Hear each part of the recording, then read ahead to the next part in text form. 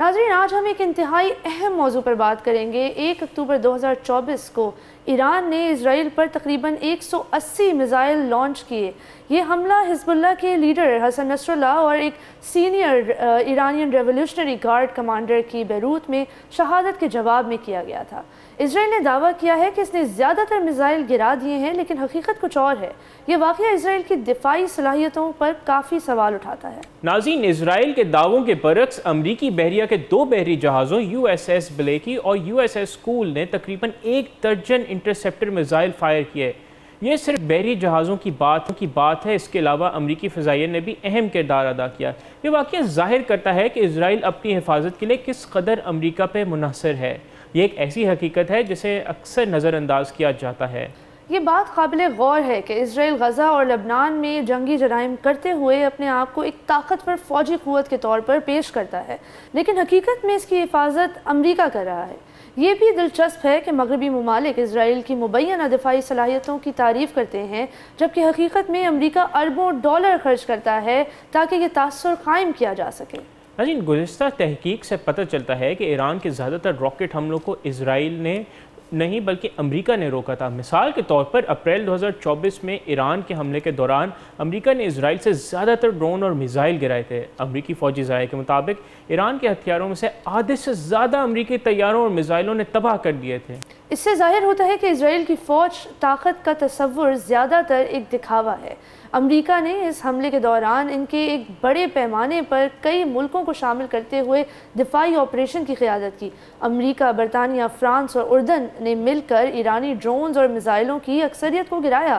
اس سے یہی سمجھ آتا ہے کہ اسرائیل کی حفاظت ایک بین الاقوامی کوشش ہے جس میں امریکہ سب سے آگے ہے۔ اور یہ بات بھی قابل ذکر یہاں پہ ہے کہ امریکہ صدر جو بائیڈن نے 2 F-15E اسٹرائک ایگل طیارہ اسکواڈرن کے ممبران سے بات کی اور ان کی غیر معمولی ہوا بازی اور مہارت کی تعریف کی۔ یہ طیارے اردن کے موافق سلطی ایئر بیس پر تعینات تھے۔ اس سے ظاہر ہوتا ہے کہ امریکہ نے اس آپریشن میں کتنا اہم کردار ادا کیا۔ اور اریگما میں ناظرین کو یہاں یہ بتانا چاہوں گا جس سے پتہ چلتا ہے کہ امریکہ کی انوالومنٹ اسرائیل کے ڈیفنس میں کس قدر زیادہ ہے، کہ جو امریکن پریزیڈنٹ ہیں جو بائیڈن، انہوں نے 2 F-15E اسٹرائک ایگل طیارے اسکواڈرنز کے ممبران سے بات کی اور ان کی غیر معمولی ہوا بازی اور مہارت کی تعریف کی۔ اب اس سے پتہ لگتا ہے کہ امریکہ نے ایکچولی آفیشلی یہ کہہ رہا ہے کہ اسرائیل کا ڈیفنس ایکچولی انہوں نے کیا، یہ جو اٹیکس ہوئے تھے۔ اور یہ جو طیارے ہیں F-15s، یہ جارڈن کے موافق سلطی ایئر بیس پر تعینات تھے، اور اس سے صاف ظاہر ہوتا ہے کہ امریکہ نے اس آپریشن میں کتنا اہم کردار ادا کیا ہے۔ یہ صرف اسرائیل کی حفاظت ہی نہیں بلکہ پورے خطے میں امریکی فوجی موجودگی کو بھی ظاہر کرتا ہے۔ جبکہ وہ غزہ اور لبنان میں بے گناہ شہریوں پر حملے کر رہا ہے، اس کی اپنی حفاظت امریکہ کر رہا ہے۔ یہ ایک بہت بڑا مسئلہ ہے جس پر عالمی برادری کو توجہ دینی چاہیے، لیکن جیسا کہ ہم نے آپ کو بتایا، عالمی برادری خود اس کام میں ملوث ہے۔ اسرائیل کی جانب سے غزہ میں جاری جنگی جرائم اور لبنان پر حملوں کے تناظر میں یہ صورتحال اور بھی تشویشناک ہو جاتی ہے۔ اور بالکل، you are absolutely correct when you say that یہ جو صورتحال ہے بہت زیادہ تشویشناک ہے، اور اسرائیل ویسے تو خود اٹیک کرے لیکن اس کا ڈیفنس وہ ویسٹرن لابیز کریے یا وہ ویسٹرن برادری کریے جن سے کو ہم کہتے ہیں کہ وہ رول پیدا کریں جنگ بندی میں۔ اور ناظرین، یہاں ہم یہ کہنا چاہتے ہیں کہ اسرائیل کو اپنی جارحانہ پالیسیز پر نظر ثانی کرنی چاہیے اور امریکہ کو بھی اس کی بلا شرط حمایت پر سوچنا چاہیے، کیونکہ یہ واقعہ صاف ظاہر کرتا ہے کہ خطے میں امن کے لیے حقیقی کوششوں کی ضرورت ہے، نہ کہ فوجی طاقت کے دکھاوے کی۔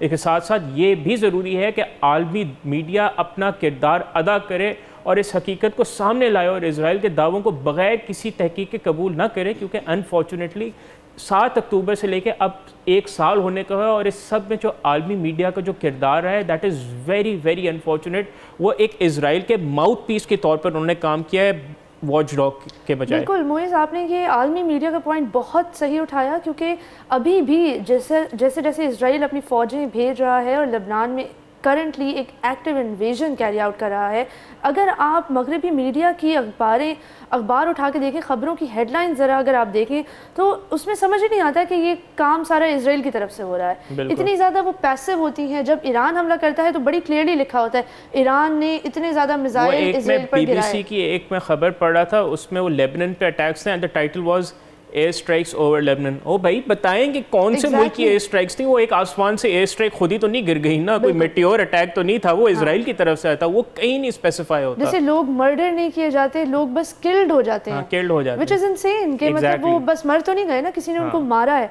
तो इस किस्म की कंप्लिसिटी जब मीडिया और बैनुल अक़वामी लीडर्स अपने ज़ाहिर करेंगे तो जाहिर सी बात है बहुत मुश्किल हो जाएगा ये सोचना कि शायद कभी ना कभी वो इजराइल को अकाउंटेबल ठहरा सके। और इससे उनकी अपनी क्रेडिबिलिटी बिल्कुल क्रम्बल होके रह गई है। मतलब अब बहुत कम ऐसे लोग, मुझे लग रहा है कि वो मीडिया की तरफ कम देख रहे हैं कि वो कोई किरदार अदा भी कर रहे हैं, नहीं, क्योंकि लोग एक तरह से मायूस हो चुके हैं वेस्टर्न मीडिया से। सब्सक्राइब करें और बेल दबाएं ताकि कोई खबर रह न जाए।